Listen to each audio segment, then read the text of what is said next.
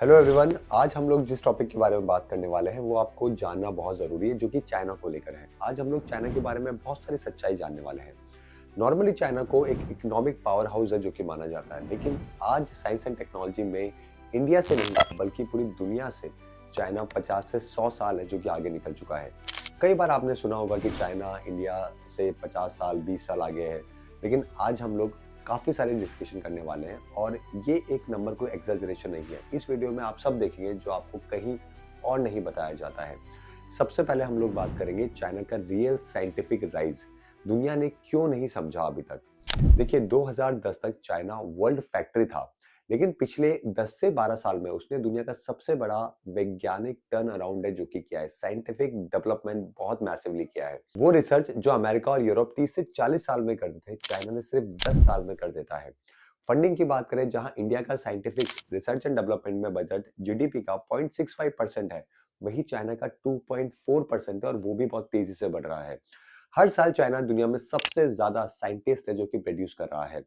6 लाख से अधिक stem graduates है जो कि चाइना से निकल रहे हैं, और वो भी क्वालिटी स्टेम ग्रेजुएट्स। ये सिर्फ नंबर नहीं है, ये एक नींव है ग्लोबल डोमिनेशन की। नेक्स्ट हम लोग ऐसे 7 फील्ड के बारे में बात करेंगे जहां पे चाइना दुनिया से 50 से 100 साल आगे निकल चुका है। सबसे पहले एआई। चाइना के पास आज 40% एआई पेटेंट है। सुपर कंप्यूटर की बात करें तो दुनिया में टॉप 10 में से 4 उसके हैं। फेशियल रिकॉग्नाइजेशन वो पूरी दुनिया को सेल कर चुका है। यूएस भी मान रहा है कि एआई में चाइना जो है वो बहुत तेजी से आगे निकल चुका है। रिसेंट एग्जांपल जो है वो डीप सीक का हम देख चुके हैं। उसी तरीके से क्वांटम कंप्यूटिंग और क्वांटम कम्युनिकेशन की बात करें तो दुनिया में चाइना ने पहला क्वांटम सैटेलाइट है जो कि लॉन्च किया था। क्वांटम हैकिंग के खिलाफ सिक्योर कम्युनिकेशन सिस्टम बनाया, क्वांटम इंटरनेट की शुरुआत करी है। ये टेक दुनिया को बदलने वाला है और चाइना इसका गेटकीपर बन चुका है। अमेरिका खुद मान चुका है कि चाइना का हाइपरसोनिक मिसाइल टेक उनसे आगे है।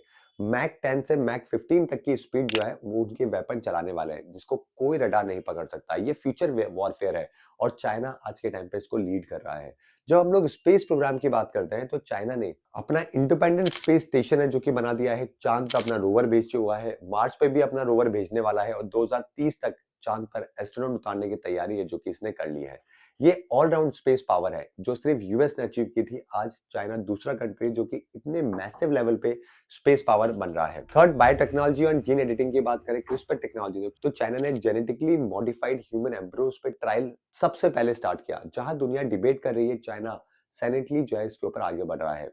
बायोटेक्नोलॉजी में एथिकल बाउंड्रीज की जब हम बात करते हैं तो चाइना को इससे कोई फर्क नहीं पड़ता और इसी की वजह से उसकी जो स्पीड है वो अनकंट्रोलेबल है और बायोटेक्नोलॉजी में उसने बहुत डेवलपमेंट कर लिया है। जब हम लोग एग्रीकल्चर, रोबोटिक्स और सेल्फ सफिशिएंट फार्मिंग की बात करते हैं तो चाइना ने अब ऐसे ड्रोन्स और रोबोट्स बना लिए हैं जो सीड से लेकर हार्वेस्ट तक का पूरा फार्मिंग करते हैं।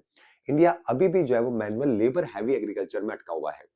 जब हम इंफ्रास्ट्रक्चर टेक्नोलॉजी पे बात करते हैं तो आपने बहुत सारे वीडियोस देखे होंगे कि चाइना की एक सिटी है जहां पे मल्टीपल्स लेयरिंग के अंदर वहां पे सिटीज बनी हुई है। कुछ दिनों के अंदर वहां पे ब्रिज बन जाते हैं, वहां पे पुल बन जाते हैं, हाईवेज बन जाते हैं। लेकिन आज हाईवे का network, fastest high speed train, mega cities का construction speed, renewable power installation और इन सब की कंस्ट्रक्शन स्पीड इतनी तेज है कि जहां हमें 4 साल लगते हैं वही काम चाइना 12 से 18 महीने के प्रोजेक्ट को कंप्लीट कर देता है। यूएसए ने खुद ने अपने आप को जब टेक किंग 50 साल में बनाया था, तो आज जो है वो चाइना 3 लेवल के ऊपर गेम चेंजिंग स्ट्रेटेजीज है जो कि उसने बनाई है। फर्स्ट, पहले कॉपी कर लो, उसके बाद उसको इंप्रूव कर लो और उसके बाद में उसको सस्ता बना दो। इस तरीके से पूरी दुनिया का डोमिनेट है जो कि उसने मार्केट किया है। कॉपी करके उसको इंप्रूव करना और फिर मास प्रोडक्शन करना, ये कोई आसान बात नहीं होती, क्योंकि पूरी दुनिया को 30% ट्रेड है जो कि चाइना कर रहा है, जो एक जमाने में इंडिया मुगल्स के टाइम पे किया करता था। इंडिया और अमेरिका इलेक्शन में उलझते हैं, चाइना अगली 30 से 40 साल का प्लानिंग है जो कि कर रहा है। चाइना की एक और स्ट्रेटेजी है जो कि जीरो टॉलरेंस है फॉर इनएफिशिएंसी। जो काम भारत में 5 डिपार्टमेंट में फंस जाता है, चाइना में एक ही संस्था डिसाइड करती है और अगले कुछ दिनों के अंदर काम स्टार्ट हो जाता है। पर क्या चाइना इंडिया से सच में 100 साल आगे? देखिए, 100 साल अहेड एक सिंबॉलिक बात है। अगर मैं रियल गैप के बारे में बात करूं तो रियलिस्टिकली जब हम लोग बात करते हैं तो स्पेस टेक्नोलॉजी में चाइना इंडिया से 15 से 20 साल, इंफ्रा में 25 से 30 साल, मैन्युफैक्चरिंग में 20 साल, साइंटिफिक रिसर्च स्पीड में 10 से 15 साल और क्वांटम एआई के अंदर 20 से 25 साल आगे है। यानी कि जब आप कंबाइंड एडवांटेज देखते हो तब नियर बाय आपको 100 साल नजर आता है। इसीलिए हम लोग 100 ईयर गैप है जो कि कहते हैं। इंडिया को क्या करना चाहिए अगर चाइना को पीछे छोड़ना है तो? सबसे पहले मोस्ट इंपॉर्टेंट है रिसर्च एंड डेवलपमेंट में फंड को आगे बढ़ाना। रिसर्च एंड डेवलपमेंट इन्वेस्टमेंट को 0.65% ऑफ जीडीपी से बढ़ा के हमें 2% करना होगा। हम चाइना को कभी कम्पीट नहीं कर पाएंगे जब तक हमारे रिसर्च में पैसा नहीं जाएगा। साइंटिस्ट और पीएचडी होल्डर्स का नंबर बढ़ना चाहिए, साथ में उनको पैसा मिलना चाहिए रिसर्च करने के लिए, उनको इंफ्रास्ट्रक्चर मिलना चाहिए। हर साल 3 लाख नहीं बल्कि 15 लाख स्टेम ग्रेजुएट्स है जो कि बनाने चाहिए, जिनको रियल टेक्नोलॉजी आती हो। कॉलेजेस के अंदर हमारे स्टेम ग्रेजुएट जो बनते हैं उनका रियल लाइफ लर्निंग होना चाहिए, उनको टेक्नोलॉजी पे काम करना आना चाहिए, मैन्युफैक्चरिंग को रिवाइवल करवाना है। हाईटेक इंडिया बिना फैक्ट्रीज के पॉसिबल नहीं है। गवर्नमेंट प्लस प्राइवेट सेक्टर दोनों को कंबाइंड टेक्नोलॉजी मिशन चलाना पड़ेगा। जैसे इसरो एक मॉडल है जहां पे हम एआई मिशन भी इसरो की टाइप कर सकते हैं, क्वांटम मिशन कर सकते हैं, सुपर कंडक्टर जो कि मोस्ट इंपॉर्टेंट पार्ट है आज के टाइम पे, उस मिशन को हम लोग आगे ले जा सकते हैं। बायोटेक्नोलॉजी मिशन है, ये सारे नेशनल लेवल पे चलने चाहिए। एजुकेशन सिस्टम में रिवोल्यूशनरी चेंज हमें लाना पड़ेगा। रूट लर्निंग छोड़ के problem solving plus lab based learning, जिसको एक्सपीरियंशियल लर्निंग कहते हैं, उसके ऊपर हमें आना पड़ेगा। बच्चों को हैंड्स ऑन लर्निंग करवानी पड़ेगी, लोगों का दिमाग इंप्रूव करना पड़ेगा ताकि वो प्रॉब्लम को सॉल्व करने के ऊपर काम कर सके। ग्लोबल टैलेंट को वापस लेके आना पड़ेगा। जो भारतीय साइंटिस्ट यूएस और यूरोप में है, हमें कुछ ऐसा प्रोग्राम बनाना पड़ेगा ताकि वो इंडिया वापस आ सके और यहाँ पर काम कर सके। चाइना ये सब ऑलरेडी कर चुका है। तो दोस्तों चाइना आगे है, बहुत आगे है, लेकिन ये कहानी यही खत्म नहीं होती है।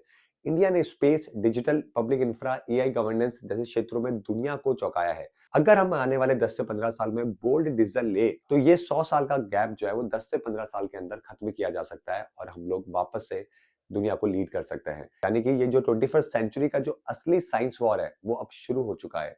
अब लड़ाई जो है वो वॉर फ्रंट के ऊपर नहीं, साइंस एंड टेक्नोलॉजी के ऊपर बेस्ड है और उसी के ऊपर हमें भी रेडी होना पड़ेगा। तो दोस्तों ये था आज का एक डीप एनालिसिस जहां पे हमने इंडिया और चाइना को साइंस एंड टेक्नोलॉजी में कंपेयर किया। अगर आपको इस तरीके के और भी वीडियो कोई पसंद है तो मुझे कमेंट करके बताइएगा किस टॉपिक के ऊपर आपको वीडियो चाहिए, और उम्मीद करता हूं कि आपने चैनल को सब्सक्राइब कर लिया होगा और वीडियो को शेयर जरूर करिएगा। Thank you everyone.